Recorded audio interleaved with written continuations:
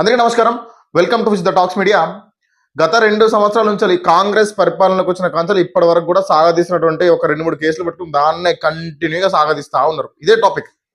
కాళేశ్వరం, లేకపోతే సిట్టు, లేకపోతే formula 1 race, Corning race గురించి కేసు. సో ఇటువంటి నడుస్తా ఉన్నాయి. సో ఓకే, ఇవన్నీ వదిలిపెట్టాను ప్రజెంట్. ఇప్పుడు ఏంటంటే బ్యాక్ టు బ్యాక్ మనకు ఒక 3-4 మంత్స్ నుంచి సిట్టు విచారణ పేరిట మనకి హరీష్ రావు గారిని విచారణ చేశారు. మాక్సిమం మనకి ఒక 5-6 అవర్స్. తర్వాత కేటీఆర్ గారిని విచారణ చేశారు ఒక 5-6 అవర్స్. సంతోష్ రావు అని చెప్పేసి విచారణ చేశారు. ఈ రోజు బీఆర్ఎస్ పార్టీ అధినేత కేసీఆర్ గారిని కూడా విచారణ చేశారు. మనకు ఆల్మోస్ట్ ఆఫ్టర్నూన్ 2:30-3కి స్టార్ట్ అయింది. 4 hours 45 minutes, దాదాపు ఒక 5 hours వరకు, జస్ట్ మనకి ఒక హాఫ్ అన్ అవర్ బ్యాక్ వరకు ఈవినింగ్ 8 వరకు, ఆల్మోస్ట్ మనకి 7-8 వరకు మనకి ఏంటంటే ఇన్వెస్టిగేషన్ నడిచింది. సో ఇన్వెస్టిగేషన్ అంతా అయిపోయింది. కేసీఆర్ గారు బయటకు వచ్చారు. సో ఏంటంటే తను ప్రజెంట్ ప్రెస్ మీట్ పెడతారా లేదనే విషయం పక్క పెట్టేస్తే, సో ఆల్మోస్ట్ 5 hours తను ఒక మీటింగ్ కోసం చెప్పి సిట్టింగ్ పొజిషన్ లేకుండా నిలబడో కొంతవరకు టైర్డ్ అయి ఉంటారు. కాబట్టి ఆల్మోస్ట్ తనకి ఏంటంటే 65+ ఏజ్ ఉంది.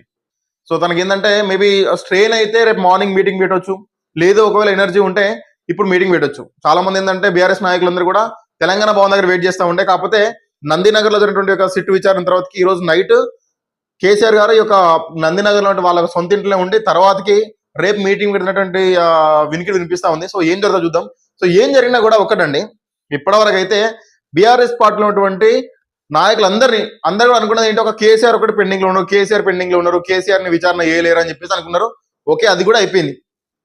ఇక కేసీఆర్ మీద ఎవరు లేరుగా బీఆర్ఎస్ పార్టీలో, బీఆర్ఎస్ పార్టీ కేసీఆర్. ఇప్పుడు ఏమొస్తుంది సిట్టు విచారణ తర్వాతకి బీఆర్ఎస్ తరఫున ఇప్పుడు ఏమొస్తుందో చూడాలి ఒకసారి.